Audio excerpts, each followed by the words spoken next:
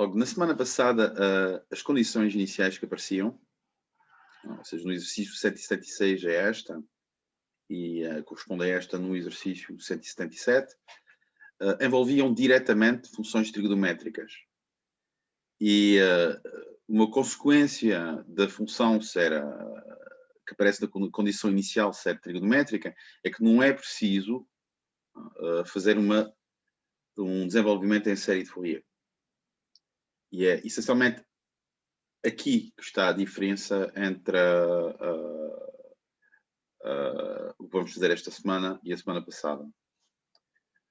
Porque imaginamos, se em vez de ter esta função, u de 0x, eu tivesse a função u de, por exemplo, neste caso, u de 0x igual a sen de, aqui até posso fazer, um πx, acho eu, sen πx, ou uma coisa, ou um número qualquer vezes πx.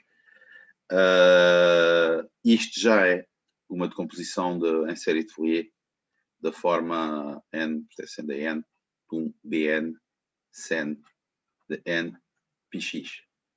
Eu aqui não preciso, quando tenho a função sen πx, eu não preciso calcular os bn's. Não preciso calcular os bn's, porquê? Porque esta decomposição é única, e o que eu sei com esta igualdade é que bn vai ser igual a 0 quando n é diferente de 1 e b1 vai ser igual a 1, que corresponde essencialmente a uma série de Fourier que só tem um termo não nulo, o primeiro. Quer dizer, o primeiro. Porque esta soma, na verdade, ela começa em 0. Quando eu faço n igual a 0, isto dá 0. Pronto, é esta a diferença. Eu vou resolver o 177 porque o outro exercício também resolvi detalhadamente noutra aula e, como eu digo, o método é o mesmo. Assim, faço as duas resoluções detalhadas do 176 e do 177. Logo, vamos a isto diretamente. Vou aqui pôr no quadro. Vou procurar as minhas cábulas.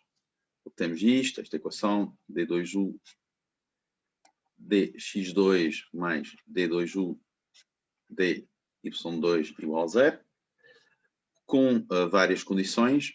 U de x0 igual a u de 0y igual a u de 1y igual a 0 e uma condição u de x1 igual a 1.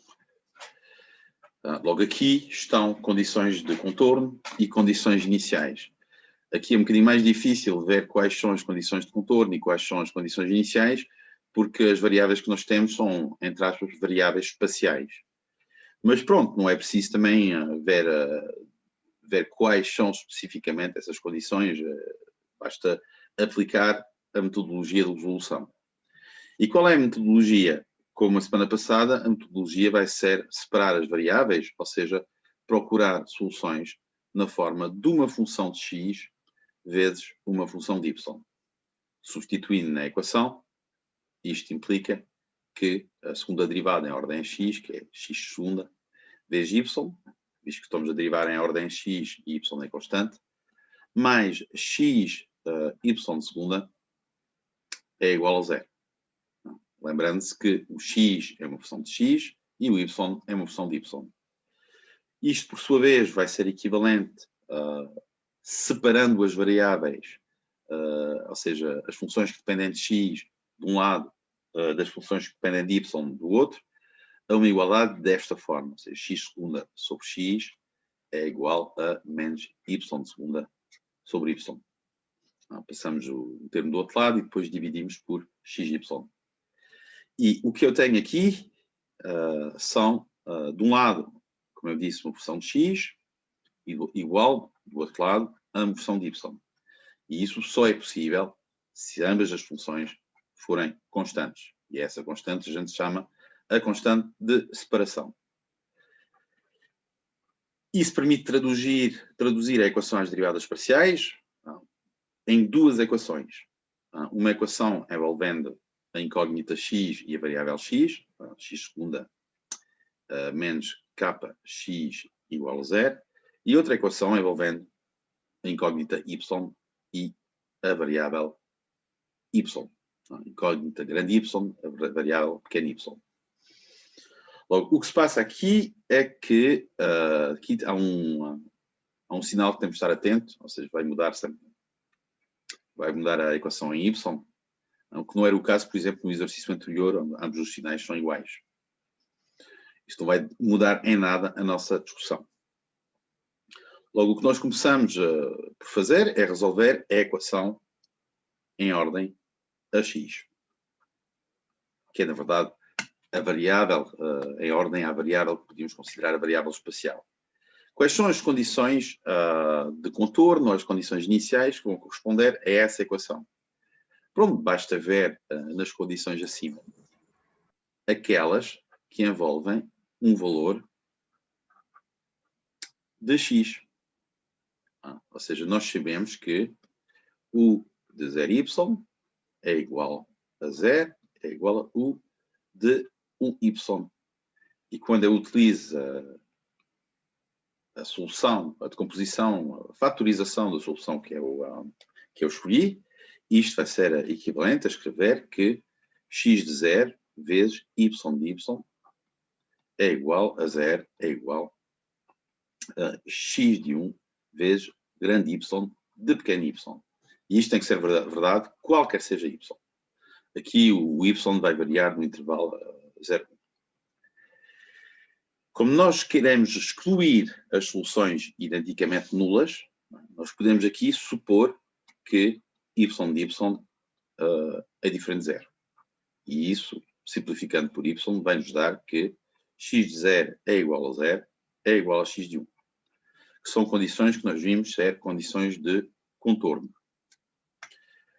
Pronto, uma vez que nós temos isso, estou a ver que tenho uma coisa aqui, faltava dizer. Olha, isto faltava dizer. Eu tenho que apagar. É uma coisa que eu publiquei hoje no... Pode só mostrar o que estava em cima. Diz? Pode só mostrar o que está em cima. Sim, sim. Pronto. Ou seja, temos esta equação e temos condições de contorno que nos correspondem. Isso vai nos permitir, como temos duas condições de contorno, resolver a equação diferencial. É uma equação de ordem 2, vai ter uma equação característica, ou seja, a equação característica correspondente vai ser E ao quadrado menos k igual a 0, e nós vamos ter que precisar, como sempre, neste tipo de exercício, de discutir em função dos valores possíveis de k. E aqui eu não vou fazer todo o detalhe, porque isso está feito na teórica, mas aqui por k inferior a 0 não é isto, é k igual a 0. Mas no caso onde o k é igual a 0, que é o caso onde nós temos uma raiz dupla, r igual a 0, ou no caso onde o k é positivo, que é no caso onde nós temos duas raízes reais, não existem soluções, ou seja, estas condições de contorno só produzem soluções que são identicamente nulas. Ou seja, não tem soluções não triviais. Soluções triviais, soluções que são sempre de 0. O único caso que envolve umas soluções não triviais é o caso onde k é inferior a 0. E como nós fizemos na semana passada, nós vamos denotar k é igual a menos ômega ao quadrado, porque isso permite escrever a equação característica da forma r ao quadrado mais ômega ao quadrado, e torna mais claro o facto disso induzir duas raízes complexas. E ômega. R ao quadrado mais ômega ao quadrado, quer dizer que r mais ou menos vai ser mais ou menos i ômega. Do qual nós deduzimos a forma da solução geral da equação homogénea associada a esta equação, que vai ser x, vai ser igual a cosseno de ômega x mais b sen de ômega x. E o raciocínio aqui, visto o tipo de condição de contorno, é sempre o mesmo. Ou seja, fazemos x igual a 0, isto vai dar 0, isto vai dar que a vezes cosseno de 0, ou seja, 1 é igual a 0, ou seja, a é igual a 0.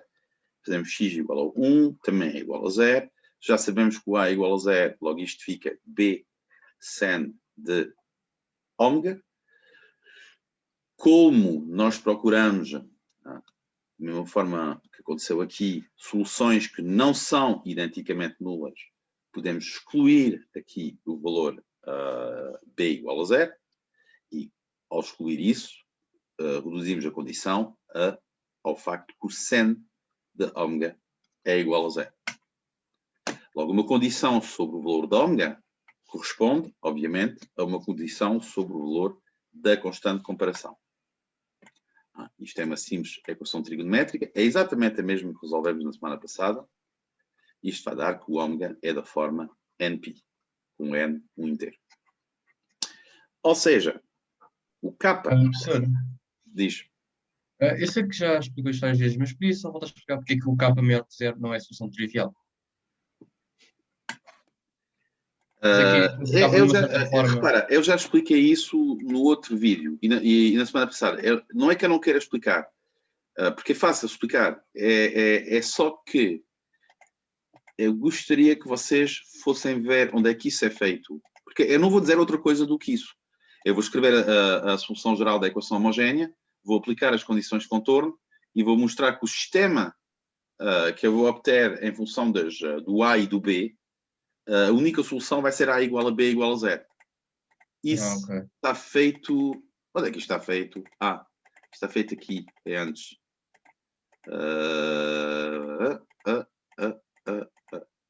Eu estou a perder mais tempo a vos mostrar onde é que isso está feito do que propriamente dito a resolver a equação. Mas é mesmo de propósito. Porque está mais para cima. Está logo acima. Está logo acima.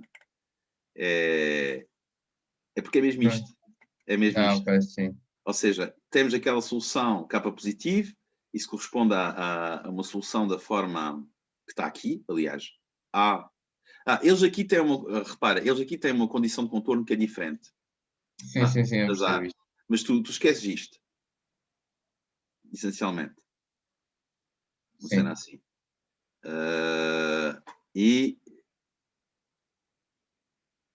Sim, era com base... Sim, estás a ver, era aqui da em x igual a 0, exatamente. Vai dar a mesma coisa. Sim, pronto. Isto está um sistema que só tem a solução nula. Bom, eles aqui dizem... Sim, era continuando a resolver e íamos ver que não ia dar uma coisa certa com a outra. Pois, mas era isso, é esta aqui. Eu acho que é esta aqui que é mais... corresponde a essa. K positivo é esta aqui. Estas são as mesmas condições. Sim. Tens esta solução, da condição 0 a mais B, e da condição também, estás a ver, é a mesma condição, e eles aqui fazem um raciocínio pelo absurdo. Eu não faço assim no outro vídeo. É por isso, eu até vos sugiro irem ver como é que isso se resolve. Há outras formas de mostrar que não têm soluções outras que triviais. Bom, obrigado.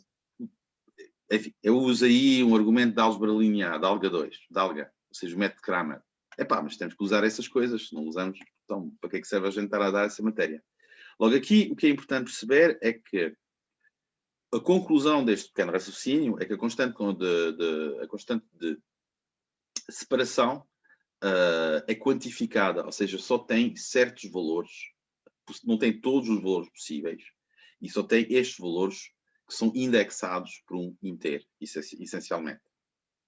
Isso quer dizer que, se eu dizer, por exemplo, que a constante depende do índice n, a solução desta equação que eu tenho acima, x, vai corresponder a esta constante de comparação, de separação, vai corresponder a esta solução, xn de x, que é vamos lá ver, não é cosseno, porque o A é igual a 0, vai ser sen de ômega x, e o ômega é npx.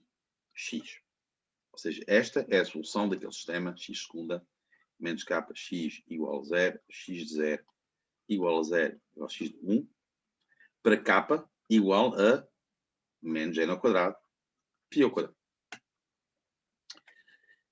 Uma vez que nós resolvemos isto, o que é que falta resolver? Falta resolver a outra equação, que é muito parecida, só que tem um mais, y de segunda mais k y igual a 0. E aqui podemos utilizar o facto que o k é menos n, é um k índice n, menos n ao quadrado, π ao quadrado. Então, isto vai dar esta equação y de segunda menos n ao quadrado, π quadrado, y igual a 0. Logo, isto corresponde à diferença do caso anterior, a uma equação característica que vai ser desta forma. Ou seja, que vai ter raízes, desta vez, que são raízes reais. R mais ou menos, que é igual a mais ou menos NP.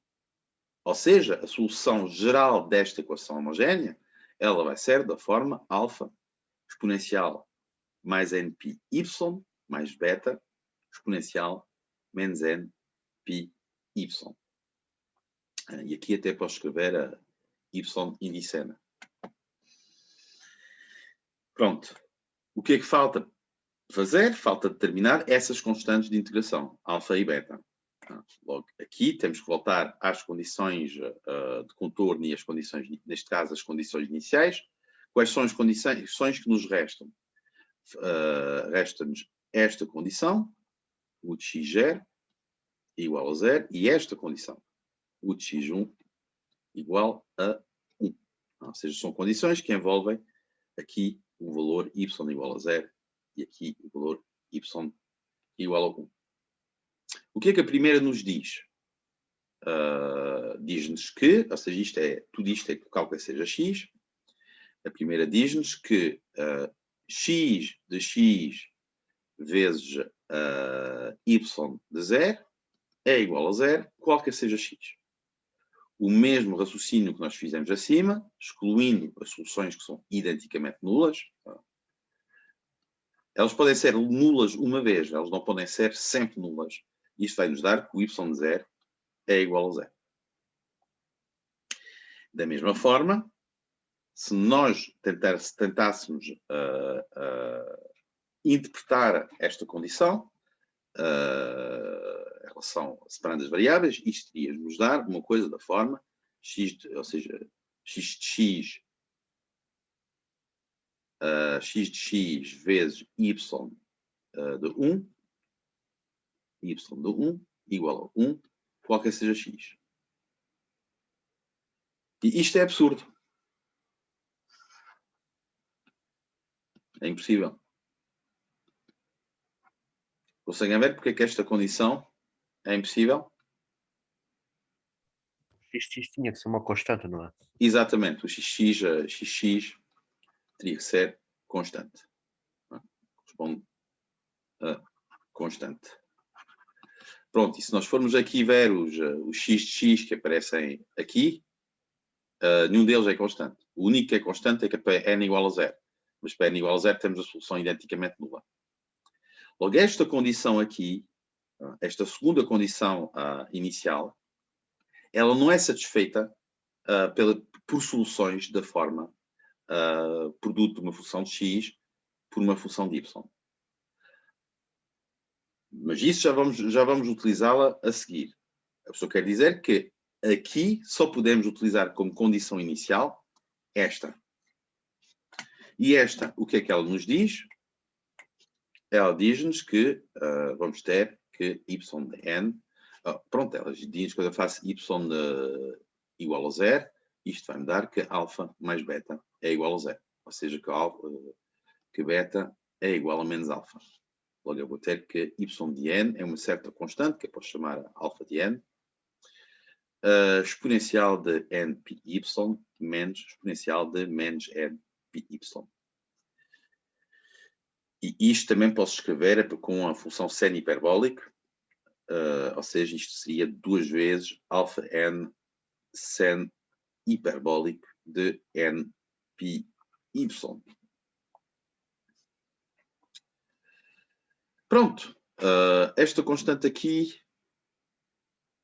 vou chamá-la 1.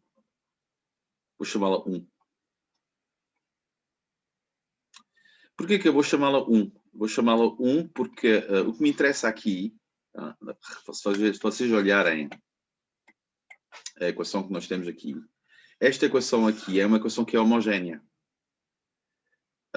E o que nós temos é, essencialmente, com esta condição,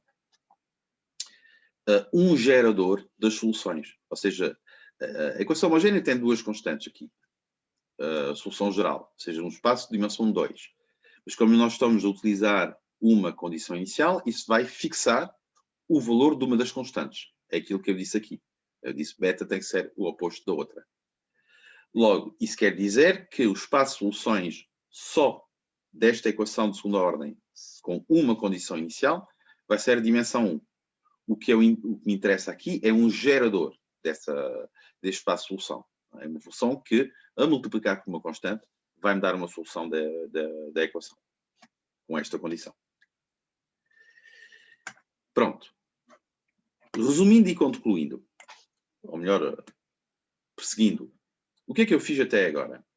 Até agora, eu encontrei soluções que eu vou escrever desta forma, o de x, y, é igual a xn de x, vezes yn de y, que tem esta expressão, ou seja, aqui é sen de n πx, e aqui é sen hiperbólico de n πy, que são soluções do quê? São soluções da minha equação inicial, de Laplace, d2u dx2 e mais d2u dy2 igual a 0, mais aquelas condições iniciais que nós vimos, condições em x, seja que era u de 0y igual a 0 igual a u de 1y igual a 0, e aquela condição inicial em y, que nós acabamos de ver, que é u de x0 igual a 0. Esta aqui correspondia ao y0 igual a 0. Ou seja, isto, dizer que são soluções e dizer que são geradores, de uma certa maneira, o que aquilo que eu estou a dizer é que eu tenho uma família de funções indexada por n, que vão ser soluções deste problema de valor inicial. E aqui reparem que o espaço, a dimensão do espaço das soluções é dimensão infinita. Porquê que eu sei que é de dimensão infinita? Porque aqui eu tenho uma família indexada por um índice que tem uma cardinalidade infinita e ainda por cima, vocês viram na teórica, mesmo se não se falou muito disso, que estas funções, na verdade, elas são linearmente independentes. Pronto, mas o que é que, não é isso que eu quero resolver. O que eu quero resolver é estas condições mais esta condição. U de x1 igual a 1. E o que eu vi acima é que é absurdo. Ou seja, soluções desta forma, produto de uma função de x por uma função de y, elas não são soluções. Elas não podem satisfazer esta condição. Então, qual é a ideia para resolver a equação com uma solução que satisfaz esta condição inicial? A ideia é usar do princípio de superposição. Princípio de superposição. Que essencialmente usa o quê? Usa a linearidade desta equação. Esta equação diferencial, as derivadas parciais, ela é linear. Se eu tenho uma solução desta equação, uma solução U, então, se eu tenho duas soluções desta equação, então a soma dessas duas soluções também vai ser solução desta equação. Uma equação homogénea, linear, é uma das primeiras coisas que nós vimos ao início do semestre. O espaço de solução é um espaço vetorial, ou seja, se eu faço combinações lineares das soluções, eu vou obter uma solução. O que nós vimos até agora, para gerar o espaço das soluções, e aqui posso voltar um bocadinho acima, porque foi assim que a gente resolveu estas equações, é que bastava encontrar, aqui neste caso temos duas soluções linearmente independentes, e qualquer combinação linear destas soluções vai gerar uma solução. E vão gerar todas as soluções. Porque eu não posso ter uma solução da equação que seja linearmente independente de uma solução desta forma. O que se passa aqui é a mesma coisa, só que é em dimensão infinita. Ou seja, nós temos uma infinidade de soluções linearmente independentes que nos faz procurar a solução geral da forma de uma combinação linear infinita destas soluções, vou chamar Cn, U de n, xy. Logo aqui nós vamos procurar soluções, a solução geral desta forma. Pronto. O que é que eu queria dizer mais? Sim, ou seja, aqui o de xy, usando aquilo que a gente fez, n superior ou igual a 0, isto é Cn, sen de nπx, sen hiperbólico de nπy. E o que eu quero determinar, ou pelo menos a questão que eu coloco, é: será que esta condição inicial vai me permitir determinar estes coeficientes? E a resposta a essa pergunta é sim. Sim, graças a que ferramenta? Graças à ferramenta das transformações de Fourier. Logo aqui, o que eu faço é simplesmente escrever o que é de x1 igual a 1 significa. Isto significa que esta soma n superior ou igual a 0, Cn. Aqui vou escrever o seno hiperbólico em primeiro, seno hiperbólico de nπ, porque o y é igual a 1, vezes seno de nx. Isto tem que ser verdade, qualquer seja x pertencente a 0, 1. E se eu juntar estes dois termos numa constante que eu vou chamar Bn, aquilo que nós reconhecemos nesta fórmula, como é que isto se lê? Reconhecemos a transformada, ou seja, o desenvolvimento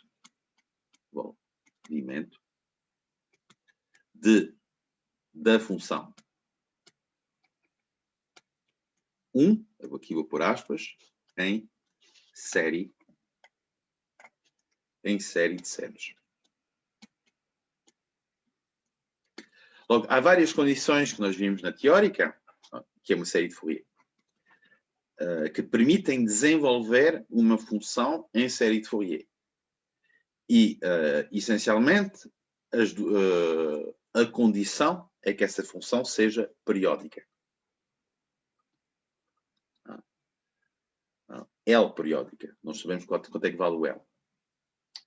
Outra coisa que vocês viram na teórica é que se eu tenho uma série de Fourier e que só aparece no desenvolvimento os senos, eu lembro que no caso geral uma série de Fourier escreve-se assim: n cosseno de 2π nx sobre L mais bn sen de 2π nx sobre L.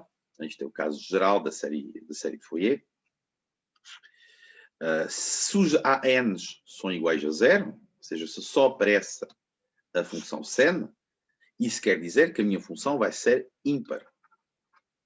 Simplesmente porque se eu tenho uma soma de funções ímpares, faz sentido que deste lado eu tenha uma função ímpar.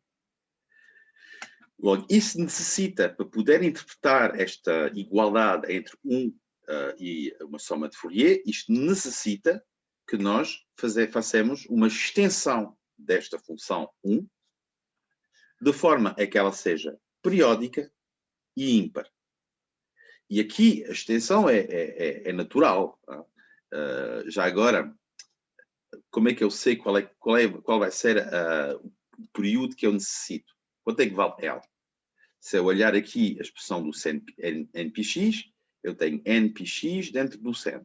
E aqui, o que é que eu tenho dentro do sen? Dentro do sen, eu tenho 2π nx sobre L.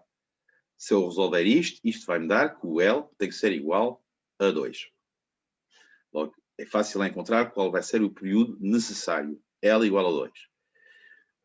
Agora, uma vez que eu sei o período, eu sei que a função tem que ser ímpar. Mas não faz mal, porque a função 1 que está aqui, ela só está definida no intervalo 0, 1.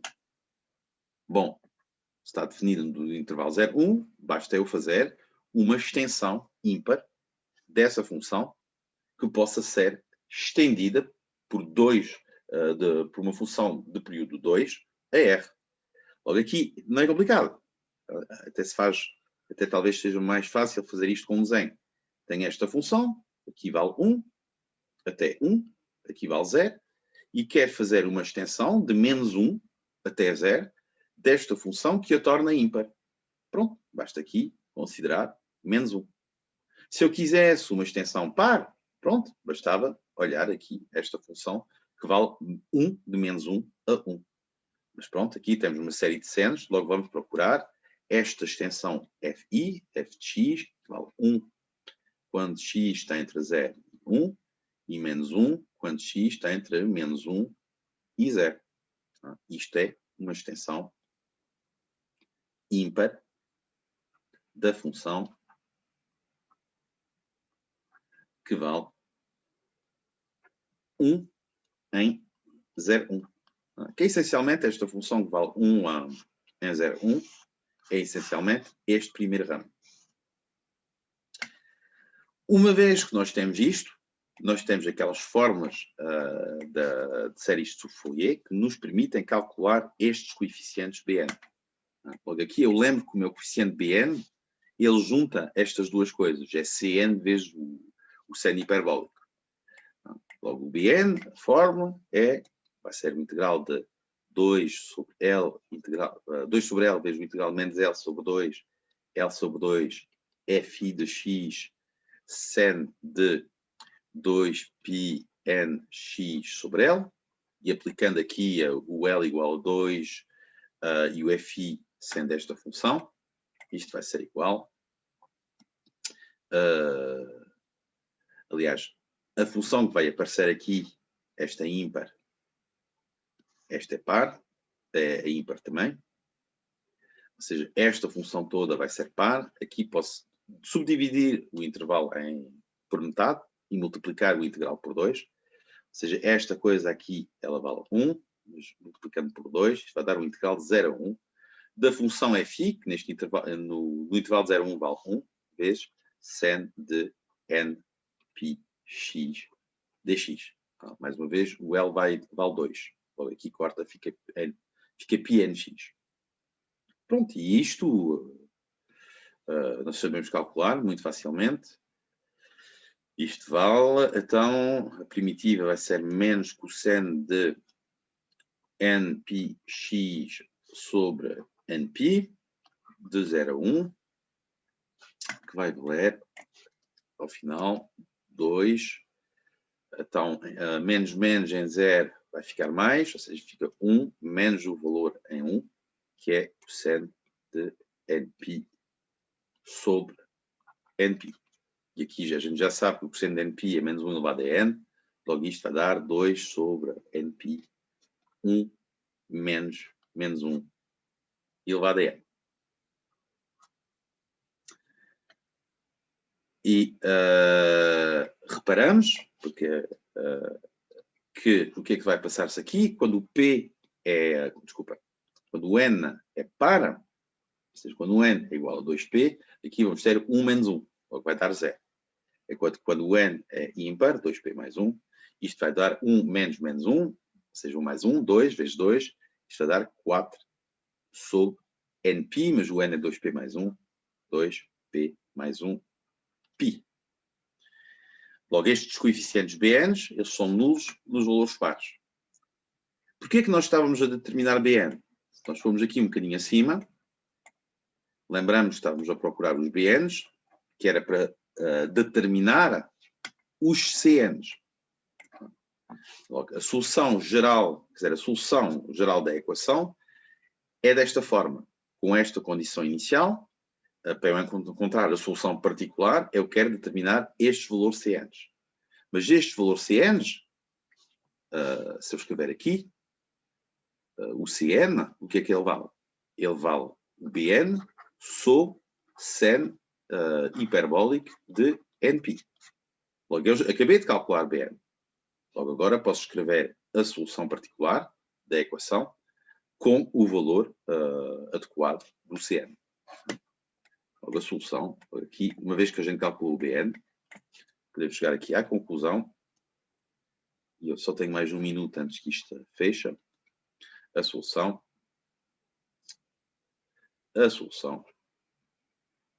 é u de xy igual à soma do P superior ou igual a zero, aqui vou utilizar só os termos que são ímpares, se P igual a zero, ou seja, isto é 4 sobre 2P mais 1 π, vezes 1 sobre o seno hiperbólico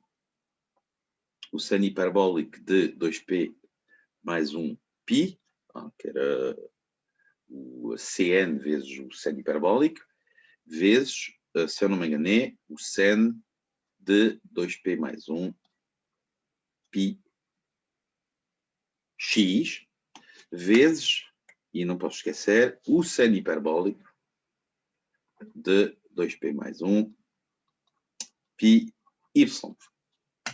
Aqui temos a solução da equação derivada parcial com aquelas condições de contorno e aquelas condições iniciais. E isto vai cortar